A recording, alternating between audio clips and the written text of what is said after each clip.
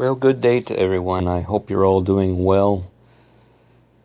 I have been very negligent this summer in posting any sort of videos or even pictures on the community tab of my channel page, and I apologize for that.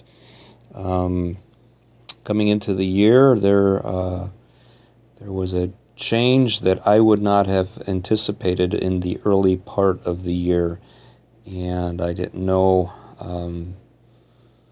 how much it would affect my free time and the time that I usually spend doing some of the hobbies that I have, such as rock hounding and lapidary work. The 1st of May, I began a new job. I took a new job, and it has been very consuming to me, and I just don't have the free time as I once did.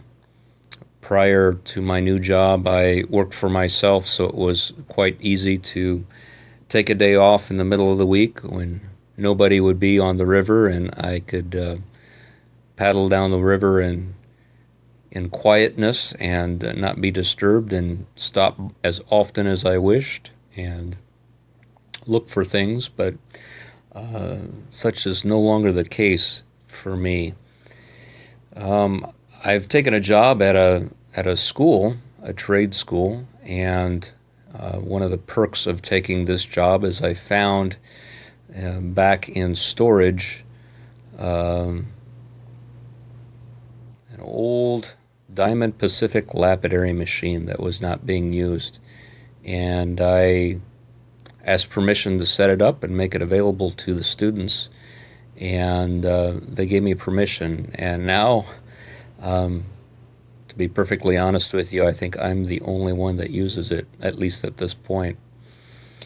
So it's an older machine. It's kind of an interesting thing. If you notice, I don't know, you can barely make it out underneath my hands.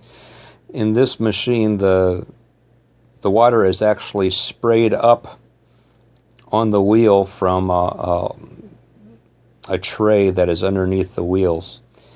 This is not much practice anymore today because you're taking essentially water from a slurry of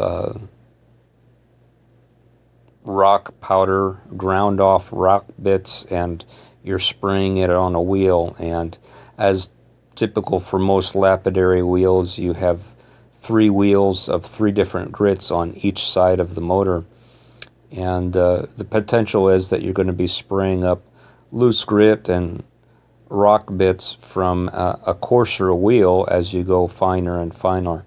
And so it's not much used, this technique, anymore. What is most commonly used is a method where you have clean water dripping on top of the wheel constantly. It wouldn't be too hard to take this wheel and this machine and convert it to a top drip system, but it would be a lot easier to just fire it up and give it a try as is, which is what I'm doing, and just see how the results are. So I spend about half of my lunch hour and grind a little bit on a rock and get as far as I can, and then take the rest of the lunch hour for eating lunch and getting ready for the students to come back. And the rock I'm working on here is, if you've watched any of my collection videos, occasionally I'll find what I call a quartz knob. It's about a 50-50 chance that the quartz knob will be filled with quartz crystals, and the other time it's filled with this really nice pattern of white and clear chalcedony. I don't know if it could be formally considered an agate or not, but it has a really nice cloudy pattern to it, patchy in some places, clear in other places. And so this is a slice out of one of those quartz knobs that I'm working on here. You get kind of an idea of the methods that I use. About halfway through the grinding of it, once I've gone through the first 3 grits, the first 2 wheels are diamond wheels,